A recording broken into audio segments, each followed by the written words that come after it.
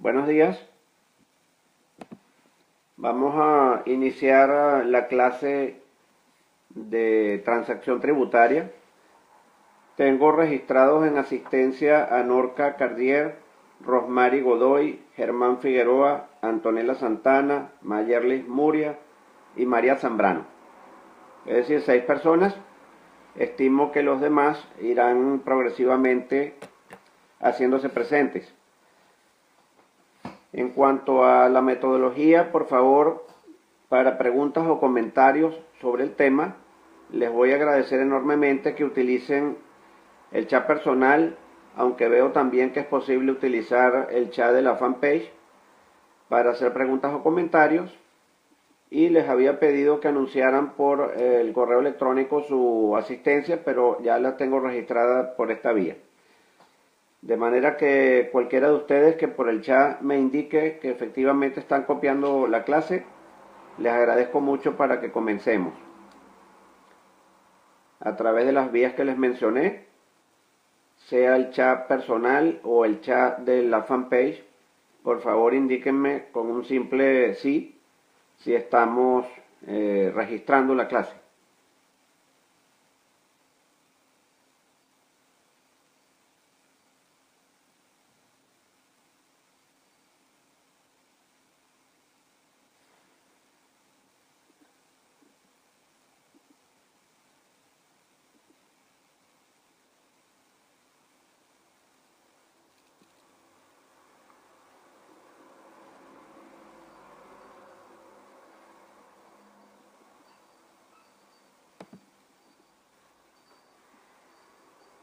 Bien, no veo que ninguno de ustedes me confirme que están registrando la clase. Asumo que las personas mencionadas hace un momento están ya atendiendo nuestra clase, pero necesito que me confirmen que están recibiendo.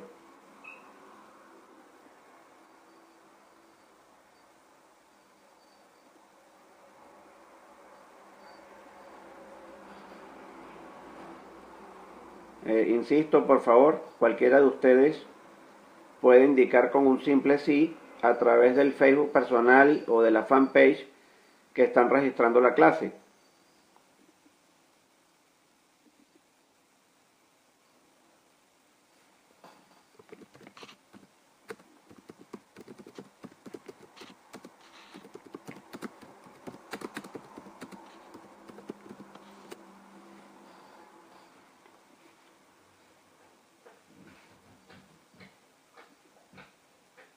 ¿Sí?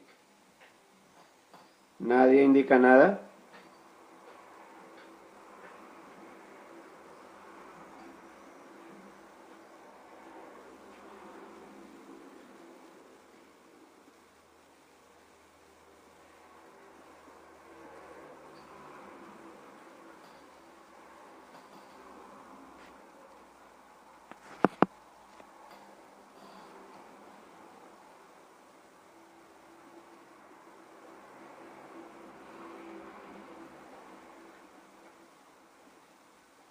Me dicen que no se oye, pero ¿están viendo mi imagen sin sonido o no ven la imagen tampoco?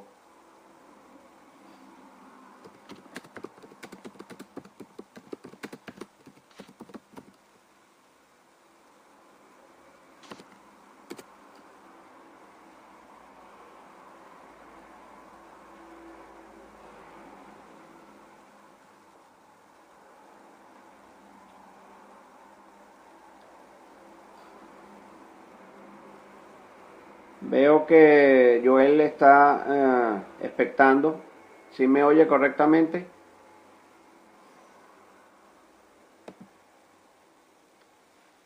Ok. Norca Cardier me confirma con el sí que efectivamente están escuchando la transmisión.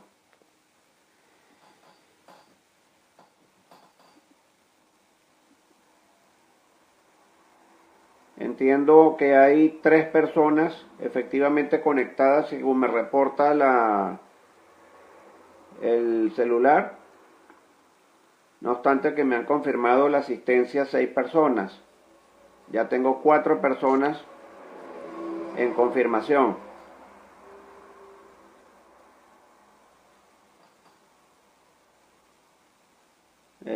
Por favor, Norca Cardier, ¿me está escuchando? Y ve la imagen.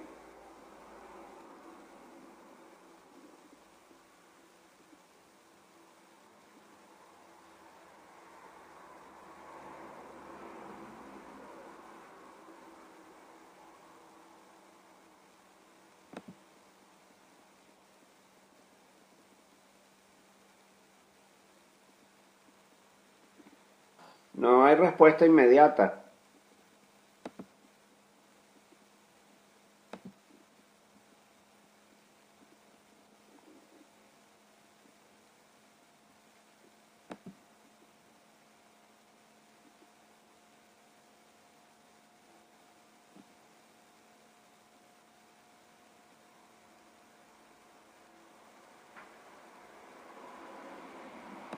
No hay respuesta inmediata. Supongo que entonces que no están viendo el video, pero aquí me aparece que hay 5 personas expectando el video.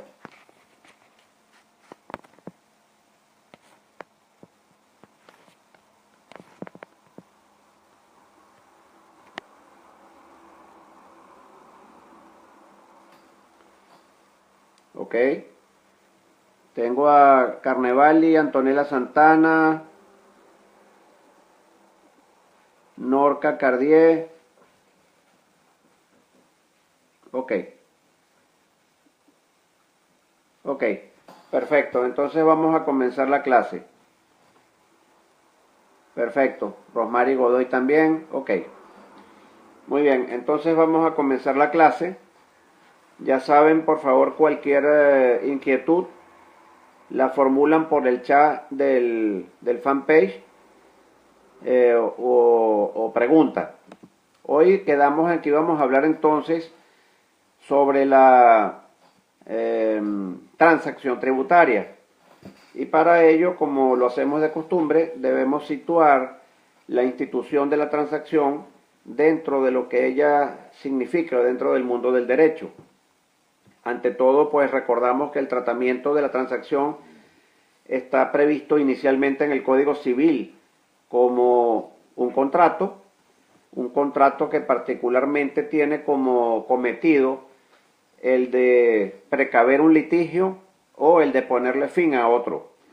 Es decir, tenemos la posibilidad de evitar ir a tribunales gracias a un arreglo entre las partes o, estando ya en el tribunal, ponerle fin por un medio distinto al de la sentencia a ese juicio.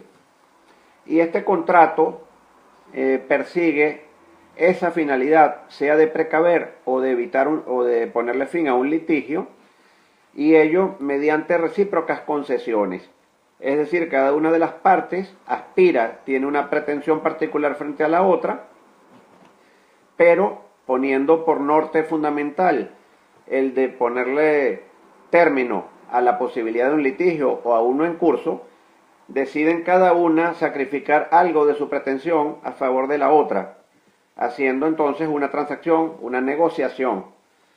Y es por ello que se le define como un contrato. Pero esta institución no solamente es un contrato, sino que, es decir, desde el punto de vista del derecho civil sustantivo, sino que es también una figura procesal, porque como lo vemos, está vinculado bien sea con el evitar que se produzca un juicio como el de ponerle fin a uno que esté en curso. De allí que se trate también de una institución de naturaleza procesal. Entonces tenemos, según hemos visto, una transacción que llamamos extrajudicial porque su cometido es evitar que se produzca el juicio, y una transacción judicial porque su objetivo es el ponerle fin por un medio distinto al de la sentencia a un juicio. Entonces, visto esto, que es lo tradicional, tanto de la perspectiva del derecho civil como del derecho procesal acerca de la transacción, desde el mundo preconstitucional, llamémoslo así, la Constitución de 1999 le da una importancia extraordinaria al tema de la transacción, por cuanto constitucionaliza la figura en realidad no solamente a la transacción, sino a todos los medios alternativos de solución de conflictos, porque digamos que ese es el capítulo dentro del cual se circunscribe la transacción en el ámbito del derecho procesal en general, porque se trata de mecanismos distintos a la sentencia para ponerle fin, a la sentencia judicial para ponerle fin a un proceso judicial. Como entrarían allí la transacción, el convenimiento, el arbitraje, etcétera, y dentro de ellos entonces la transacción. Y al respecto, la Constitución de Venezuela de 1999 hace mención a doble título acerca de los medios alternativos de solución de conflictos.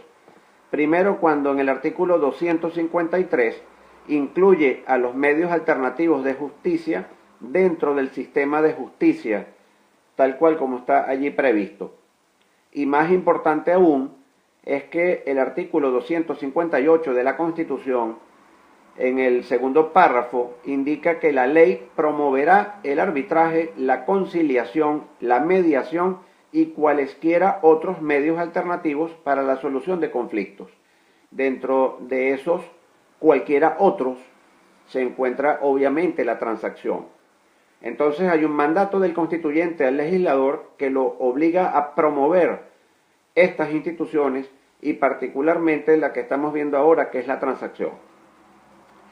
Lo que nos toca ver desde la perspectiva de la transacción tributaria es si el Código Orgánico Tributario está cumpliendo con ese mandato constitucional de promover la transacción o si por el contrario, incurriendo entonces en inconstitucionalidad, la está restringiendo o incluso regulando un mecanismo que posiblemente no sea el más idóneo para que hablemos realmente de una promoción de la institución.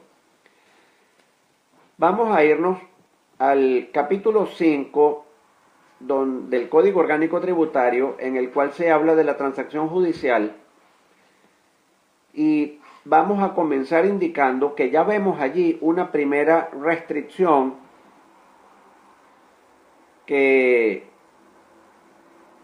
implica que no hay una tal promoción de la institución por parte del Código Orgánico Tributario, porque conceptualmente estamos hablando acerca de que la transacción, tal cual como ella originariamente está prevista en el Código Civil, con amplitud a las diversas ramas del derecho, es un contrato que busca dos cosas: precaver un litigio, lo cual nos coloca en el mundo extrajudicial, y ponerle fin a un litigio en curso, que ahí sí nos coloca en la transacción judicial. Por tanto, estamos viendo que el Código Orgánico Tributario solamente regula en forma explícita la transacción judicial, dejando por fuera a la transacción extrajudicial. De allí que podemos concluir en este primer espacio que el Código Orgánico Tributario, no con el de 2014, sino desde que la transacción está prevista en el Código Orgánico Tributario en sus versiones anteriores, ha excluido de regulación a la transacción extrajudicial. Pareciera ser entonces que, según algunos han dicho, que lo que pasa es que no puede haber transacción extrajudicial en materia tributaria porque supuestamente estaría involucrado el orden público. Pero bueno, sobre esto hay que tener presente que el orden público, además de ser un concepto hoy en día un poco resbaladizo, vemos perfectamente transacciones que tienen que ver entre estados con disputas de carácter territorial que obviamente involucran el orden público porque el territorio justamente es el espacio dentro del cual el poder público ejerce jurisdicción. Pero bueno, fuera de ese tema, tengamos presente que no hay en el ámbito específico una razón que justifique la exclusión de la transacción extrajudicial en el ámbito tributario. Pero les voy a citar primero una incongruencia. La incongruencia viene dada por una regulación específica que hay, aunque no nombrándola de esa manera, es decir, como transacción, en el Código Orgánico Tributario, cuando dentro del procedimiento de fiscalización y determinación de la obligación tributaria, el Código Orgánico Tributario plantea que al momento en que el contribuyente es notificado del acta de reparo, él tiene entonces un lapso que corre para que en un primer momento él disponga de 15 días hábiles para aceptar o no el reparo. Si él acepta el reparo, que es lo que se llama un allanamiento, entonces el código establece en el artículo 196 que aceptado el reparo y pagado en consecuencia el tributo omitido, esta aceptación tengámoslo presente que puede ser total o parcial, entonces la administración emitirá una resolución donde dejará constancia de ello y liquidará los intereses moratorios y la multa establecida en el artículo 112. Esa remisión al artículo 112 es muy importante porque allí es donde vamos a ver de forma tácita la regulación de una transacción extrajudicial en la materia tributaria en Venezuela. En efecto, el artículo 112 establece que en los casos previstos en el artículo 196 del Código Orgánico Tributario, es decir, en el supuesto en el cual haya un allanamiento al acta de reparo, entonces se aplicará la multa en un 30% del tributo omitido. El único cambio en relación a los códigos anteriores es que antes la multa se impondría en un 10% del tributo omitido y el Código 2014 lo aumentó al 30%. Pero fíjense de qué se trata esto. Aunque no se le llame transacción, el contribuyente puede, en el momento en que tiene notificada el acta de reparo y no le han corrido todavía los primeros 15 días hábiles desde esa oportunidad, puede perfectamente allanarse al reparo, total o parcialmente, pagando entonces lo que él estime que acepta como objeción fiscal, y ello trae como consecuencia que la administración tributaria no puede multarlo en más del 30% de lo que correspondería en otras circunstancias. Entonces, ¿por qué podemos decir que aquí hay una transacción? Por la sencilla razón de que aunque no se sienten a negociar y a suscribir un contrato como tal, el intercambio de voluntades en ese sentido se presenta cuando el contribuyente, por una parte, o mejor dicho, ante todo, cuando la administración tributaria en un primer término, en boca de la ley, le dice al contribuyente: si tú aceptas el reparo, yo no te voy a multar en más del 30%. En otras palabras, yo estoy dispuesto a sacrificar el 70% de mi pretensión sancionatoria a cambio de que tú te allanes. Y por otro lado, el contribuyente, teniendo ese mensaje, podríamos llamarlo incluso esa oferta legal en la mano, puede perfectamente decir: bueno, yo creo que yo podría ganar este reparo en forma total o parcial, eso depende del caso, pero eso me puede conllevar años de litigio, me puede conllevar gastos defensivos importantes en honorarios de abogados y de contadores públicos expertos. En consecuencia, yo prefiero allanarme en este momento y pagar tan solo el 30% máximo de la multa que me podrían imponer. Estamos claros que hay un supuesto entonces de una transacción extrajudicial. Bajo esa perspectiva entonces debemos tener presente que la transacción en el ámbito de la sede administrativa está hoy en día tratada en el derecho administrativo general, en el derecho administrativo formal, como un mecanismo posible de solución de conflictos o de previsión de acaecimiento de conflictos a través de la participación del administrado dentro del procedimiento administrativo de formación del acto administrativo, como en este caso, o incluso en los casos de procedimientos impugnatorios a través de recursos jerárquicos, por ejemplo, en donde se utiliza la figura denominada de administración concertada, que persigue justamente obtener la eficiencia en la prestación de los servicios públicos. Es decir, que la prestación del servicio público se logre hacer en un tiempo más reducido y a un costo menor que de costumbre. Bajo ese parámetro, este es un supuesto claro de transacción extrajudicial. Ahora, si nos planteáramos, por otra parte, es que es la transacción judicial posible en otro ámbito, aunque no esté explícitamente establecida en el Código Orgánico Tributario. Bueno, desde el punto de vista de los principios generales del derecho administrativo y del derecho tributario, nada obsta a que ello sea posible. La falla es que no esté regulado correctamente. Me explico. Transacciones extrajudiciales en materia tributaria las vemos a diario. Por ejemplo, cuando el fiscal está estudiando, está fiscalizando al contribuyente y encuentra, por ejemplo, que hay aparentemente en su criterio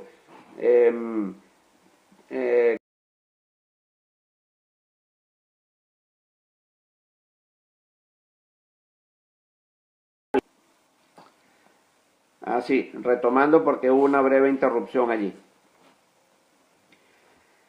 El fiscal les decía que presenta en su opinión, encuentra en su opinión que hay 100 millones de bolívares en gastos que no serían deducibles, por ejemplo, porque no son normales y necesarios para la producción de la renta.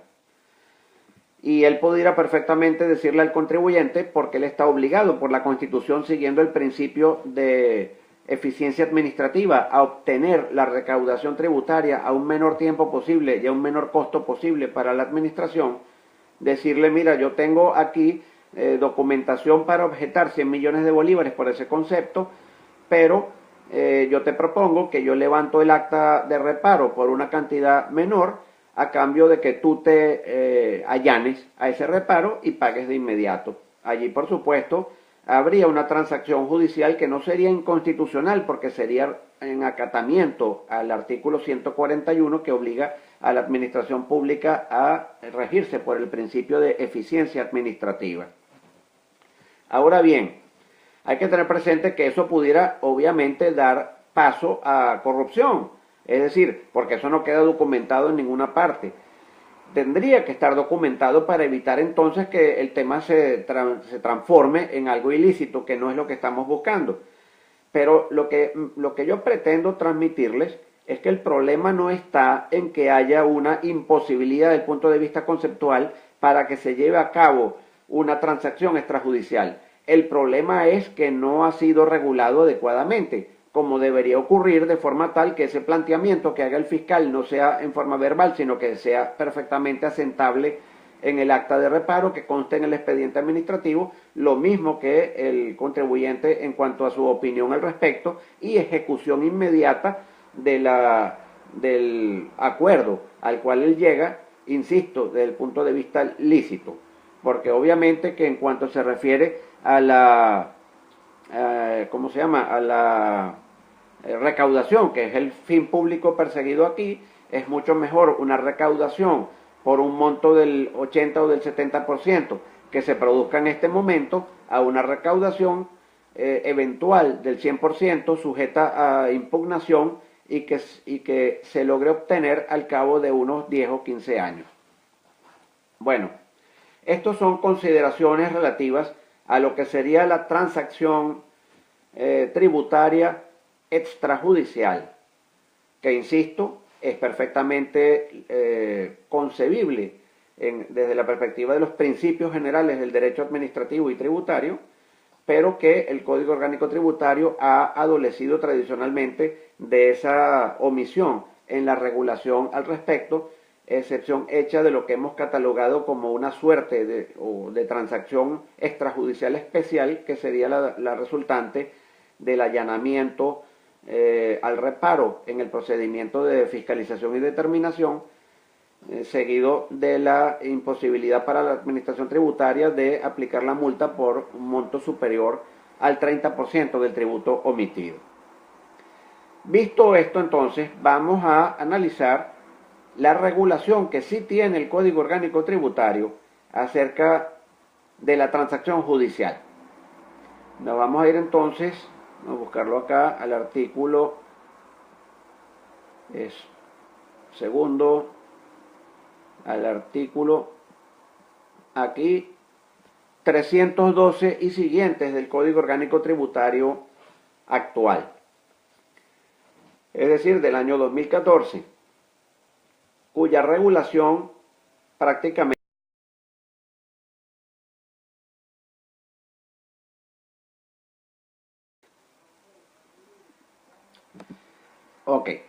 Hubo una breve interrupción, continuamos nuevamente. En lo que se refiere entonces a la transacción judicial, nos vamos a comenzar a encontrar con los artículos 312 y siguientes del Código Orgánico Tributario. Y vamos a ir a la pregunta del inicio, ya que la Constitución manda al legislador a promover los medios alternativos de solución de conflictos, en este caso la transacción. Vamos a ver si esta regulación de la transacción judicial resulta realmente promotora de la institución o todo lo contrario. El artículo 312 dice: las partes podrán terminar el proceso judicial pendiente mediante transacción celebrada conforme a las disposiciones de este capítulo. Está muy bien, ese es el supuesto de una transacción judicial a iniciativa de las partes. Pero luego dice: la transacción deberá ser homologada por el juez competente a los fines de su ejecución, es decir, un poco del Código Civil, un poco del Código de Procedimiento Civil. No hay ningún problema al respecto. Hay una clara remisión a las instituciones del derecho general en el Código Orgánico Tributario para ir al Código de Procedimiento Civil y de él al civil, porque es una transacción, es una figura, la transacción de naturaleza contractual ante todo. La transacción tiene entre las partes la misma fuerza que la cosa juzgada. Obviamente se trata de un medio alternativo de solución de conflictos, es decir, una solución que se va a sustituir a la sentencia y por tanto debe haber fuerza de cosa juzgada y homologación por parte del juez. Ahora bien, donde empiezan los problemas es con el artículo 314. Al expresar: la transacción deberá ser solicitada por la parte recurrente. Vamos a hacer un alto allí. Señores, si la transacción es un contrato bilateral, número 1, si la transacción judicial busca ponerle fin a un pleito que existe entre dos partes, recurrente y administración tributaria, si la transacción implica recíprocas concesiones, necesaria intervención de las dos partes, si las dos partes tienen interés en ponerle fin al juicio, una para no tener esa contingencia en su contabilidad, para no tener esa amenaza de ejecución, etcétera, para estar en paz, conseguir su solvencia. La otra para obtener la recaudación al menor tiempo posible y al menor costo posible. Entonces la pregunta es: ¿por qué no lo puede solicitar la administración tributaria? Y lo cual es una norma no solamente absurda, sino doblemente absurda, porque la administración tributaria podría perfectamente citar al contribuyente para plantearle el asunto, ponerse ellos de acuerdo y pedirle al recurrente que formalmente sea él quien la solicita cuando la iniciativa no fue suya. Pero es absurdo entonces. No hay promoción de la institución en consecuencia hasta ese punto de este artículo.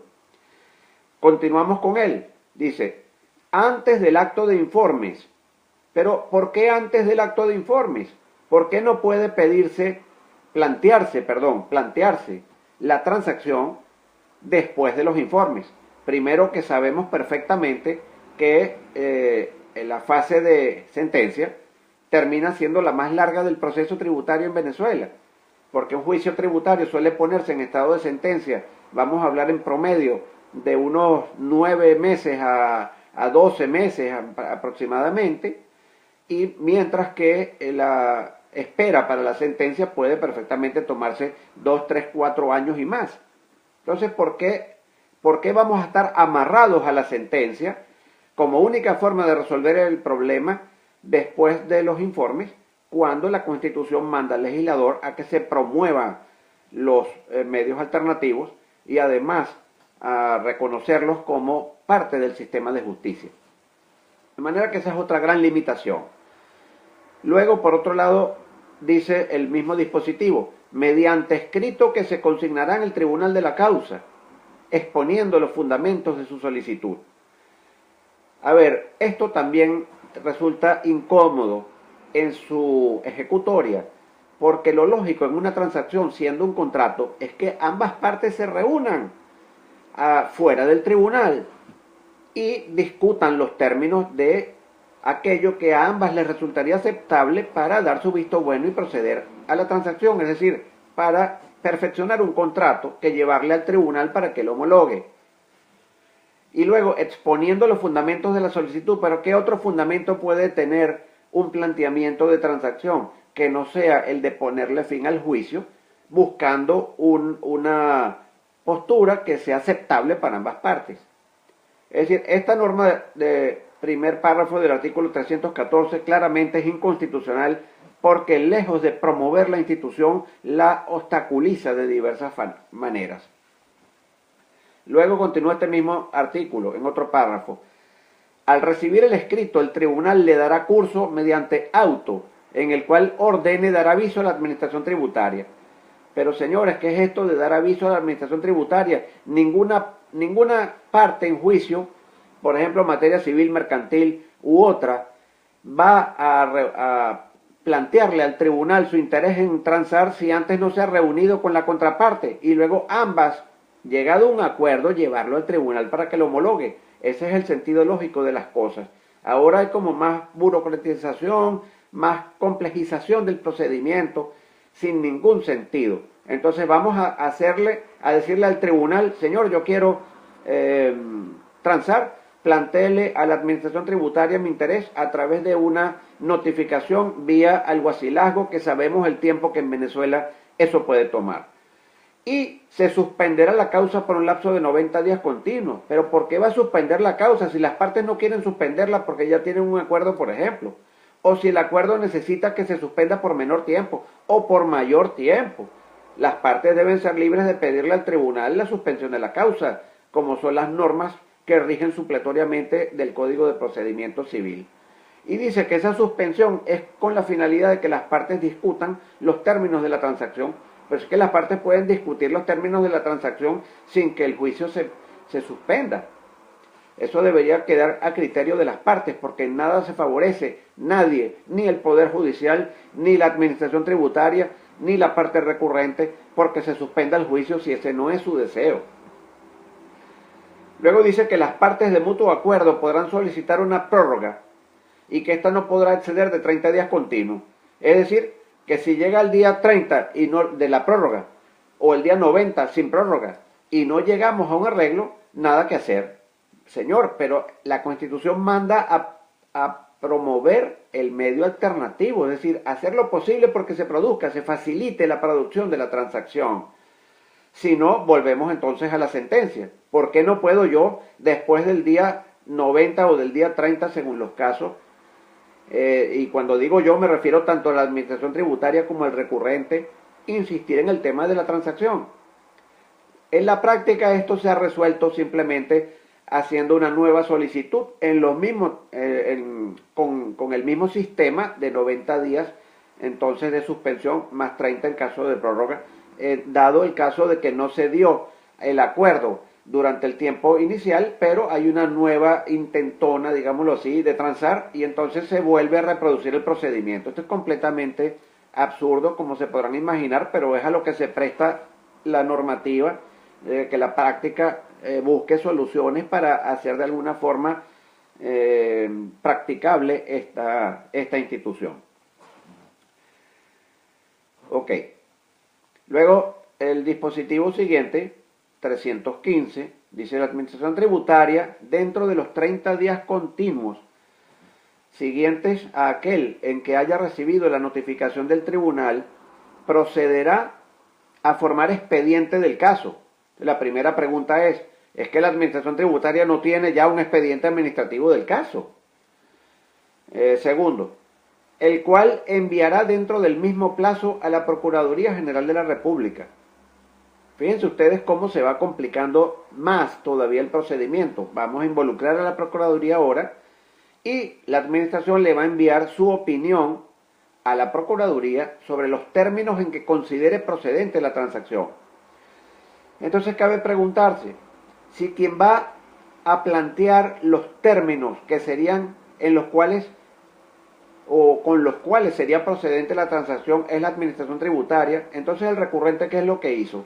Él no planteó un esquema de transacción posible, él simplemente solicitó: yo quiero transar, díganme cómo. Es completamente absurdo esta regulación. Si va a haber opinión de la Procuraduría, lo lógico entonces es: vamos a darle el planteamiento que hace el recurrente y el contraplanteamiento de la administración tributaria. A ver, luego dice el mismo artículo en otro párrafo, sin mayores dilaciones, lo cual ya de suyo es risible por lo que se imaginarán. Si es un procedimiento que justamente está implicando suspensión de la causa, es obviamente un procedimiento bastante dilatorio. Pero bueno, y además implicando notificar a través del alguacilazgo una nueva circunstancia a la administración tributaria. Pero bueno, cuando la administración tributaria considere totalmente improcedente la transacción propuesta. Bueno, pero si es que para que la considere improcedente tiene que ser que hubo una propuesta por parte del recurrente. Y si hubo una propuesta, lo lógico sería que hubiese entonces una contrapropuesta, porque insisto, la transacción es algo que favorece a ambas partes, no a una sola.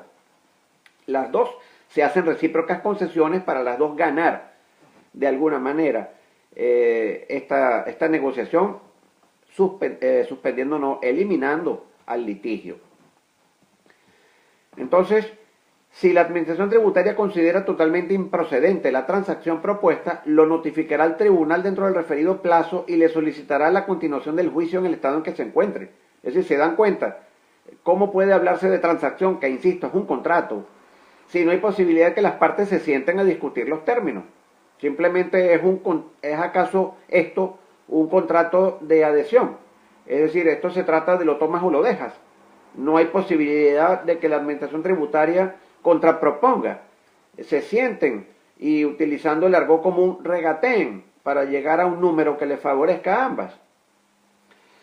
Bueno, continuando con el procedimiento, el 316 dice que recibido el expediente administrativo y la opinión de la administración tributaria por la Procuraduría General de la República, ella contará con 30 días continuos al recibo del expediente para emitir su opinión, la cual no será vinculante. Este es un supuesto de silencio administrativo positivo sobre la transacción propuesta. La falta de opinión de la Procuraduría de la República dentro del referido lapso se considerará como aceptación de llevar a cabo la transacción. Entonces tenemos un supuesto de silencio administrativo positivo. Y además la ausencia de respuesta, la opinión de la Procuraduría no será vinculante. Entonces vamos a retardar más el procedimiento, a complicarlo más para obtener la opinión de un funcionario que a fin de cuentas no vincula. Resulta un tanto absurdo. Luego, el siguiente párrafo con el parágrafo único del 316 dice: no se requerirá la opinión de la Procuraduría cuando el asunto no exceda de 1.000 unidades tributarias para personas jurídicas, naturales, y de 5.000 unidades tributarias para personas jurídicas. Bueno, continuamos con el procedimiento en el 317. Si la administración tributaria considera procedente la transacción propuesta, fíjense, les recuerdo, antes decía, si la considera improcedente, todo se devuelve al tribunal y continúa el juicio como si nada, sin posibilidad de sentarse a negociar. Pero si la considera procedente, entonces redactará el acuerdo correspondiente y lo comunicará al interesado dentro de los 5 días hábiles siguientes al recibo de la opinión de la Procuraduría o al vencimiento del lapso previsto en el artículo anterior. Pero fíjense que ya se deja al tribunal por fuera. ¿Para qué meterlo inicialmente si igual se le va a sacar cuando viene el punto importante? Recuérdense que decía que el recurrente lo notifica al tribunal y el tribunal debe a su vez participarlo a la administración tributaria. Ahora resulta ser que si la administración tributaria considera procedente la transacción, ahí sí ella se comunica directamente con el recurrente o interesado, como se le llama aquí. Es absurdo llamar al recurrente interesado porque siendo un contrato bilateral que le va a poner fin al proceso judicial, lo lógico es que ambas partes son interesadas. Pero bueno, continúa el artículo. El interesado o interesada, vale decir el recurrente, responderá por escrito a la administración tributaria dentro de los 5 días hábiles siguientes. ¿Se dan cuenta? El juez ya queda por fuera. Si se acoge al acuerdo comunicado o lo rechaza. Aquí está claramente planteado un contrato de adhesión, pero ¿Qué ocurre? ¿Es acaso esto promover la institución? La transacción es por naturaleza un negocio en donde las partes dentro del límite de lo lícito se sientan a discutir los términos en los cuales cada una va a hacer una concesión a favor de la otra, es decir, va a renunciar parcialmente a su pretensión a favor de la otra con miras de ponerle fin al juicio, ponerle fin al litigio, recuperar la paz social en este ámbito. Pero aquí se plantea esto como un contrato de adhesión. O sea, tú querías transar, bueno, aquí están los términos. No te gustaron los términos, entonces continuamos con el juicio. Esto, insisto, no ayuda a nadie y para nada puede esto ser entendido como un medio a través del cual, o una regulación a través de la cual el legislador venezolano en el Código Orgánico Tributario esté cumpliendo el mandato constitucional de promover la institución de la transacción como un medio alternativo de solución de conflictos. Más bien pareciera que lo torpedea por todos los ángulos posibles de forma de hacerlo lo más difícil que se pueda. De hecho, el artículo continúa diciendo, en caso de que el acuerdo no fuese aceptado por el recurrente, el tribunal ordenará la continuación del juicio en el estado en que se encuentre. ¿Se dan cuenta? Ni siquiera se permite, o mejor dicho, ni siquiera se prevé la posibilidad de que el juez, utilizando sus atribuciones generales derivadas del Código de Procedimiento Civil, pueda tender a inducir a las partes a que lleguen a un acuerdo, a que lleguen a un arreglo lícito, conveniente para todos. Por supuesto, conveniente para el juez también, porque él se limitaría a homologar y se quitaría de tanto trabajo que tienen los jueces, porque son los tribunales tributarios pocos en comparación de lo que serían las necesidades procesales en el ámbito tributario en el país, y además de eso no están correctamente equipados como para prestar el servicio como corresponde. Entonces también el tribunal se favorece de que causas que están en su conocimiento puedan ser solucionadas por medios alternativos de solución de conflictos, para descargar al Poder Judicial de asuntos, porque de eso se trata también los medios alternativos de solución de conflictos, como lo podemos ver en el ámbito del derecho procesal en general. El último dispositivo sobre el tema, el artículo 318 del Código Orgánico Tributario, expresa que la Administración Tributaria, conjuntamente con el interesado, suscribirán el acuerdo de transacción, el cual, una vez homologado por el tribunal, pondrá fin al juicio. Bueno, eso es una repetición de lo que fueron los primeros dispositivos, cuando decíamos que la transacción tiene fuerza de cosa juzgada y que debe ser homologada por el tribunal. Como pueden ver, esta es la regulación que trae el Código Orgánico Tributario sobre la transacción, y no pudiéramos decir que se está cumpliendo el Código Orgánico Tributario, que, insisto, manda a promover. Yo creo que si nosotros buscáramos la palabra promover en el diccionario de la Real Academia de la Lengua Española, podríamos darnos cuenta que se trata de favorecer, establecer las condiciones más aptas para que se dé la figura, y en ningún momento eso es lo que hace el Código Orgánico Tributario, desde que torpedea la institución, indicando que solo una de las partes la puede pedir, que es la otra la que va a indicar si es procedente o no, que también es esa otra la que va a redactar el acuerdo, y que la solicitante verá si le gusta o no y entonces lo desecha, que se debe suspender el juicio por un plazo preestablecido de 90 días prorrogables nada más que por 30 más, que si no se llegó a ningún acuerdo en ese tiempo el juicio retoma curso. Es decir, realmente no se pudiera decir que estamos en presencia de una regulación tendente a favorecer la solución de los conflictos por la vía transaccional. Más bien pareciera que se va a colocar como preeminente a la sentencia como medio de solución del conflicto, a la sentencia judicial, y que lo excepcional sería entonces que se lograse esa solución por vía de una transacción, y ese, insisto, no es el querer del constituyente cuando explícitamente ordena al legislador promover los medios alternativos de solución de conflictos, y cuando los menciona estos como partes del sistema de justicia. Es decir, los equipara a la sentencia por una parte, pero a su vez también los hace preeminentes a la sentencia, porque digamos que lo excepcional debería ser la sentencia. Es decir, vamos a favorecer los medios alternativos y solo en el caso en que no haya podido haber una transacción, no haya podido haber una conciliación, no haya podido haber una mediación, no haya podido haber un arbitraje, etcétera, entonces no nos queda más remedio que solucionar el conflicto por la vía del Poder Judicial a través del dictado de sentencias. Esto es entonces lo que constituye la temática de la transacción en materia tributaria en Venezuela.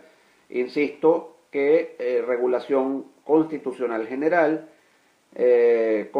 regulación sustantiva como contrato en el Código Civil, regulación procesal como medio alternativo de solución de conflictos en el Código de Procedimiento Civil, regulación especial de la transacción extrajudicial solamente en el ámbito del procedimiento de fiscalización y determinación tributaria cuando hay allanamiento al acta de reparo, ausencia de regulación de la transacción extrajudicial en otros ámbitos o en líneas generales en el Código Orgánico Tributario, y una regulación de la transacción judicial en materia procesal tributaria que claramente tiende a obstaculizar su realización efectiva. Sobre la práctica, sí, yo puedo decirles que se han dado algunos casos de transacción. Si tomamos en cuenta que esta institución de la transacción judicial se encuentra prevista en el Código Orgánico Tributario desde hace ya varios códigos orgánicos tributarios, desde hace ya bastante tiempo, sobre todo desde que se eliminó la prohibición de transacción que había en la vieja Ley Orgánica de la Hacienda Pública Nacional, y visto los tribunales como han solido estar atiborrados de asuntos, lo lógico era pensar que esta institución iba a ser bastante nutrida, pero lastimosamente no ha sido así, y las causas pues las podemos intuir de esto que exposición que les he hecho. No digo que no hayan habido casos, si los han habido, sorteando trabas, pero las han habido. En consecuencia, esto es el contenido. Creo que no, bueno, son las horas venezolanas, son las 8 de la mañana, y podríamos atender algunas cuestiones, algunos planteamientos, algunas preguntas o algunos comentarios que ustedes quieran hacer, porque me he dado cuenta que no he tenido aquí, he tenido avisos de personas que se han unido a la clase, he tenido avisos de personas que me indican que están presentes, personas que me han dado su nombre completo y cédula de identidad a los fines de la asistencia, pero no observo que haya habido ninguna pregunta o comentario. Si quieren les doy un par de minutos para ver si quieren hacer una pregunta, y luego proseguimos con el arbitraje tributario, al menos en parte, porque no creo que media hora podamos darlo completo, o quizás sí, o pudiéramos plantearnos la clase la siguiente clase en la fecha que indicamos para que hablemos allí del arbitraje tributario y nos demos otra semana para la evaluación. Eso pudiera ser también una opción. Entonces, bueno, la palabra para ustedes, o mejor dicho, la escritura para ustedes. Les doy un par de minutos para que me indiquen algún comentario que tengan sobre esta clase.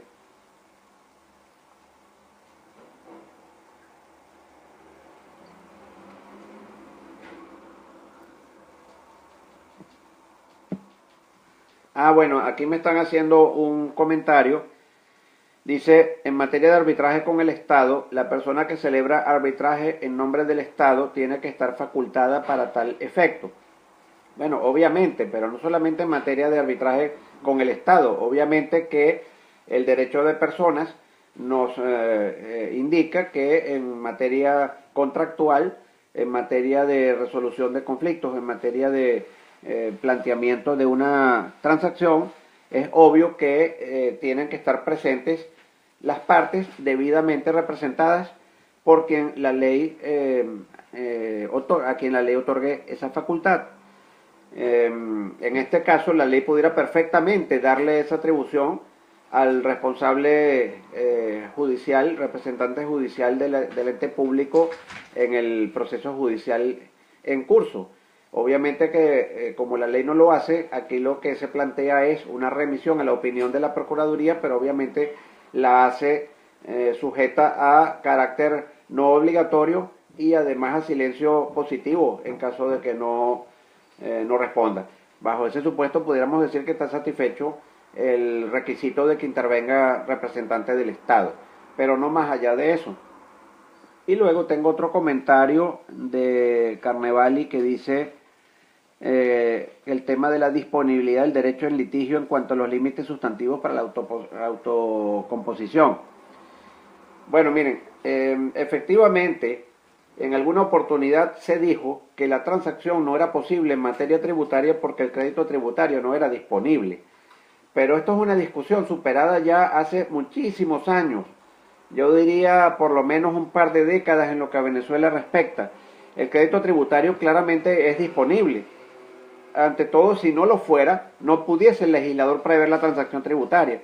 No pudiese el legislador prever el arbitraje tributario. Eso dentro del ámbito de los medios de solución de conflictos. Pero obviamente desde el punto de vista sustantivo, no pudiera tampoco el legislador establecer figuras de incentivos fiscales que implican renuncias totales o parciales a la recaudación, aún ocurrido el hecho imponible, como es el supuesto en el cual hay una previsión de exención tributaria o de exoneración tributaria o incluso de rebajas tributarias.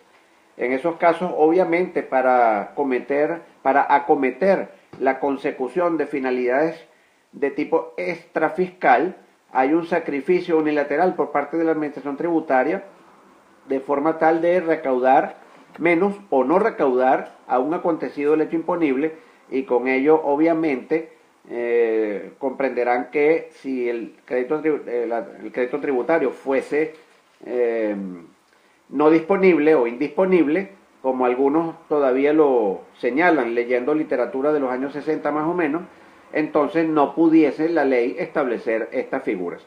Claramente es de naturaleza disponible.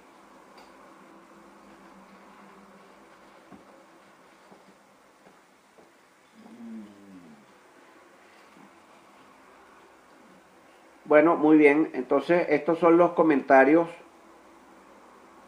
que me han hecho y que vengo de responder. No sé si tienen alguna otra observación.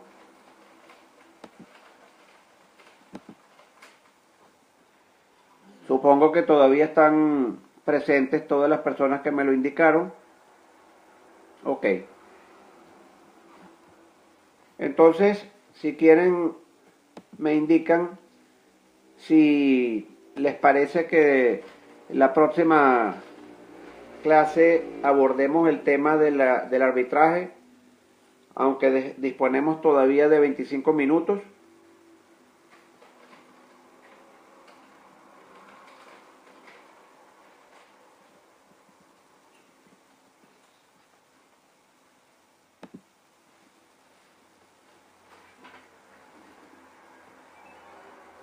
Bueno, vamos a dar podemos hacerlo de esta forma. Vamos a al menos darle inicio al tema del arbitraje tributario. De forma tal que, tengo confirmación de 3 personas que están presentes.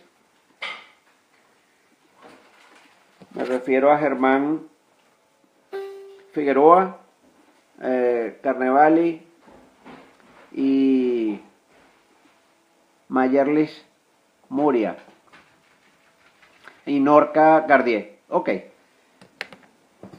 Bueno. De todas formas, Ah, me están haciendo Rosmary Godoy aquí un comentario. Dice, en caso de incumplir la transacción, ¿se retomaría el caso en el estado en que se encontraba el juicio? No, no, no, no.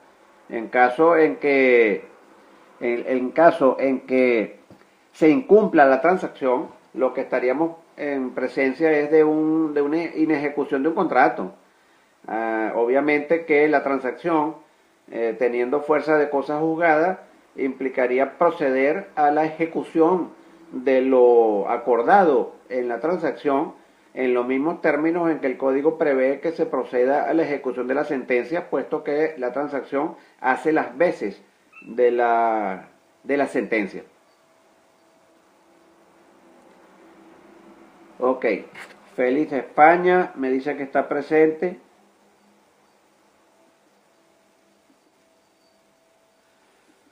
Y María Gubitz. Bueno, vamos a hablarles un poco del arbitraje tributario. En consecuencia, lo que podamos avanzar durante este periodo.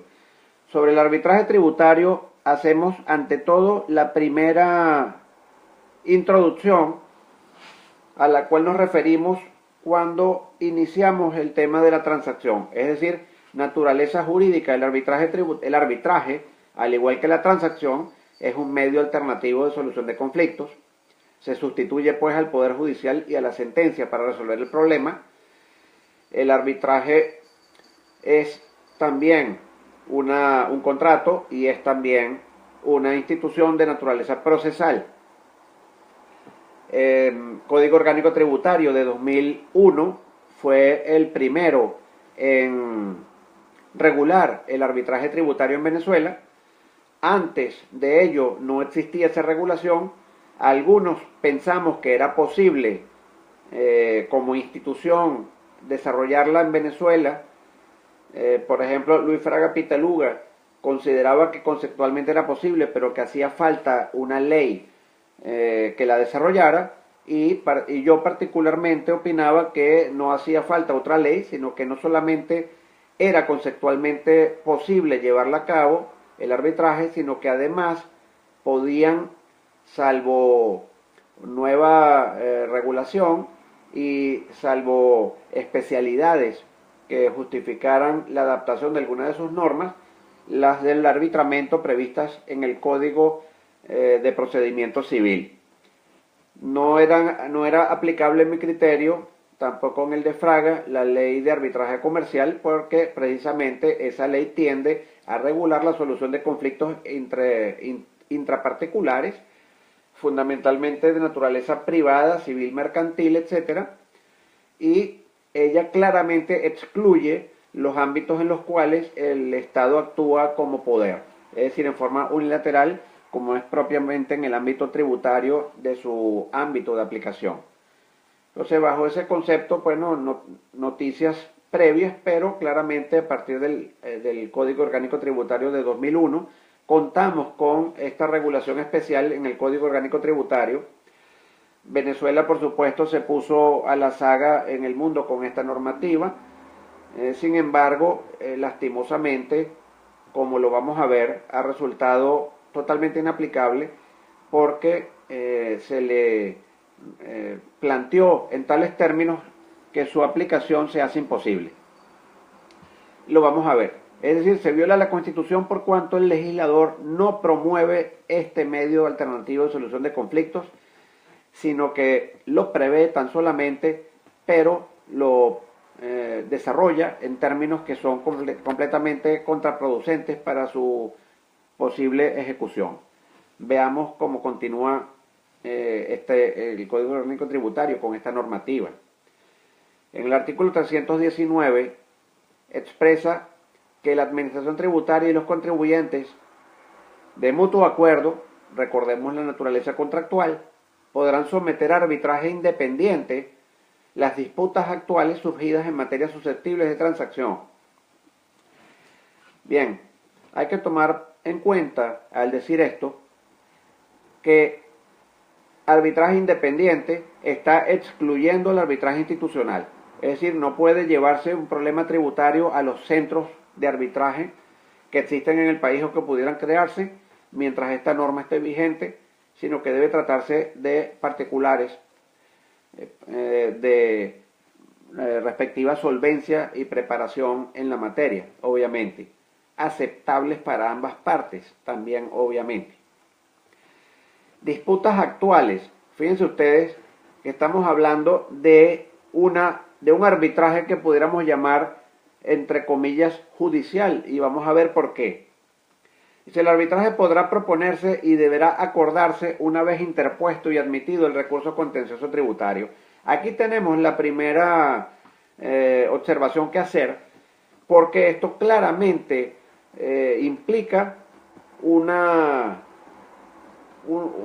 contradicción, un malentendimiento de una situación en la cual, si usted quiere ir hacia el norte, le obligan a que vaya hacia el sur primero, para que al cabo de tantos pasos usted dé la media vuelta y regrese hacia el norte. Esto no tiene sentido. El arbitraje es un medio alternativo al juicio, al proceso judicial. En consecuencia, no deben obligarle a usted a que inicie el juicio para poderlo sacar de allí y llevarlo al arbitraje.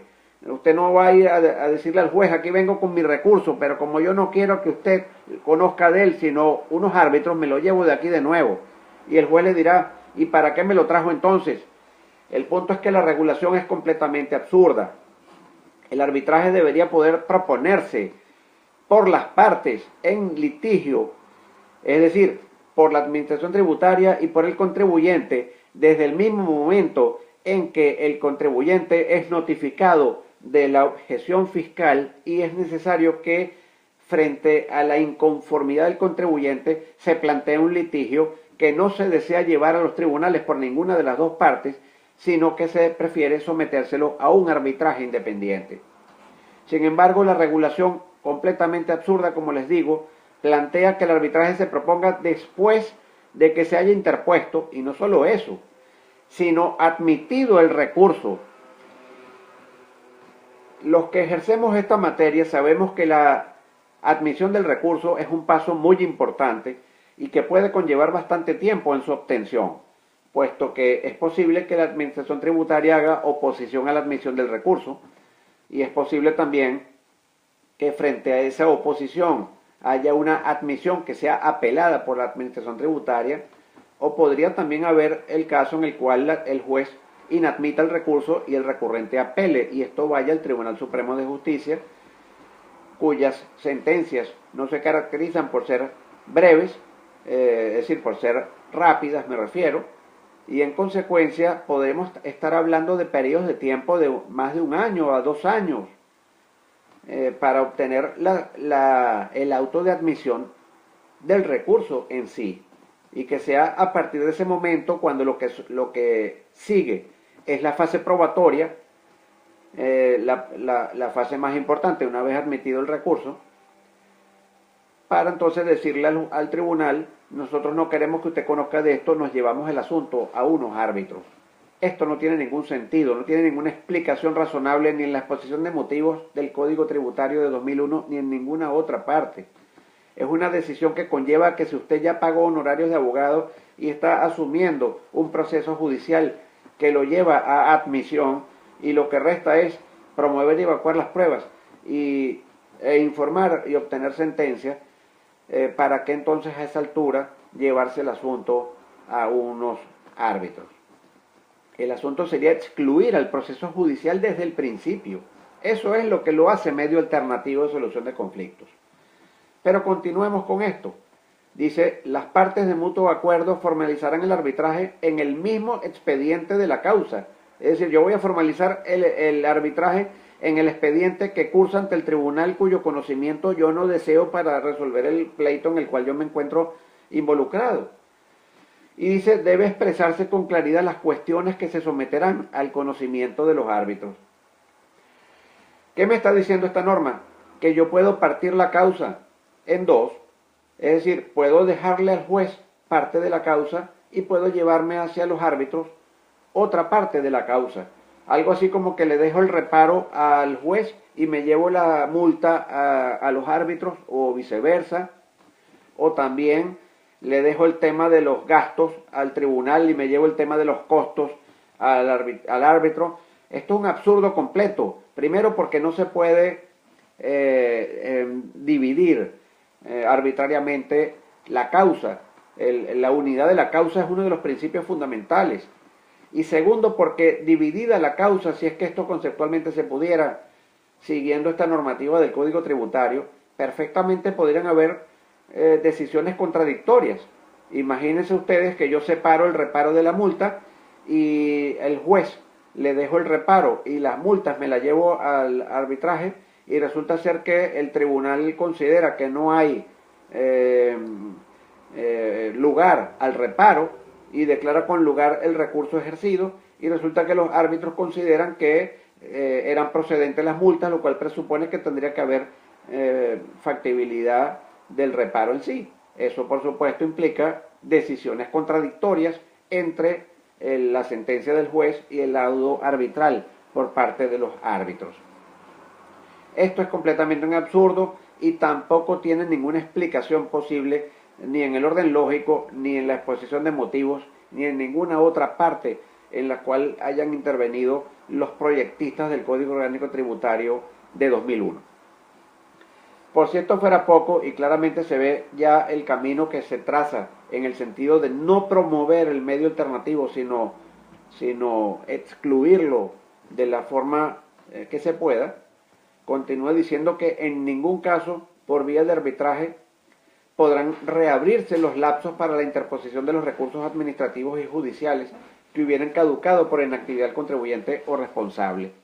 Ahora, fíjense ustedes, este absurdo, si en el dispositivo anterior la ley exige que para poder plantear el arbitraje el recurso contencioso tributario tiene que estar admitido y el que esté admitido implica que el juez considere que no ha caducado el lapso para su ejercicio, ¿cómo es que una norma siguiente me va a decir que no se puede reabrir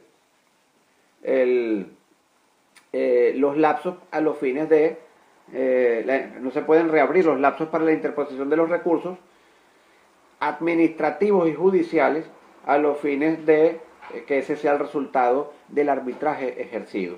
Esto también, por supuesto, es un absurdo. Se ve claramente que este tema del arbitraje se lo repartieron entre varias personas y unos se ocuparon de un punto, otros de otro punto, luego no editaron correctamente y nos encontramos con estas claras contradicciones o incoherencias dentro de la normativa que no ayudan sino a la imposibilidad de su aplicación.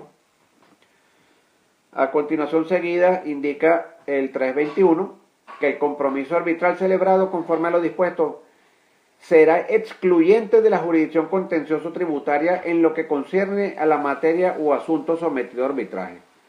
Aquí nuevamente observamos, primera parte de la norma, es claro que es el arbitraje excluyente del juez porque se trata de un medio alternativo de solución de conflictos.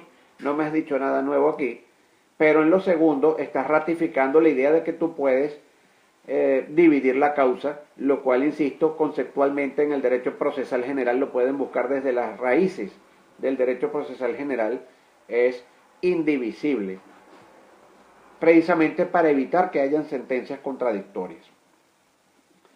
Bueno, yo estimo, siendo hora venezolana las 8:20 de la mañana, obviamente no tenemos tiempo de concluir con el tema del arbitraje, que es bastante más detallado que el de la transacción, lo cual ameritaría entonces que tengamos esa clase extra que les estoy indicando. Es decir, en la fecha próxima que acordamos vamos a terminar con el arbitraje tributario y fijaríamos entonces otra oportunidad que les comunicaré vía correo electrónico para que ejecutemos la evaluación en la forma en que establecimos, pero lo único que cambiaría sería la fecha.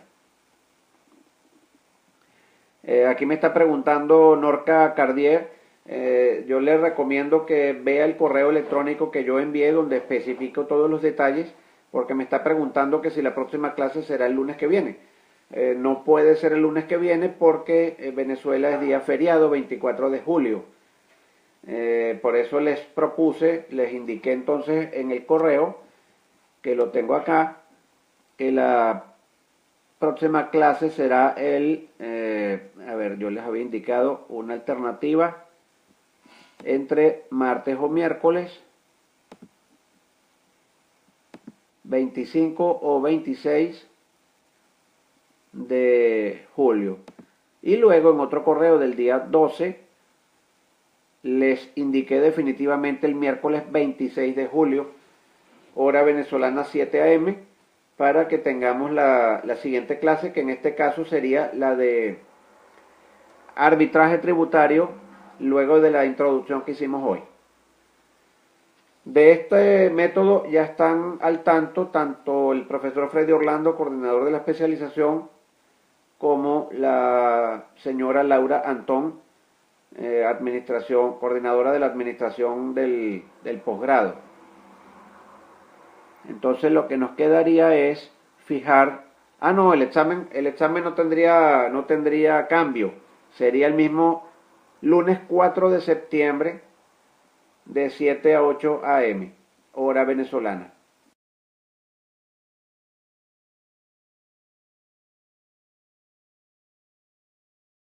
Dos veces. Bueno, después de esa pequeña interrupción de carácter técnico, entonces quedamos de esa forma. Nos vemos el próximo miércoles por esta vía y a la misma hora. Y el lunes 4 de septiembre tendríamos la evaluación. Espero que hayan podido atender correctamente la clase. Si puedo cambiar de método para la próxima,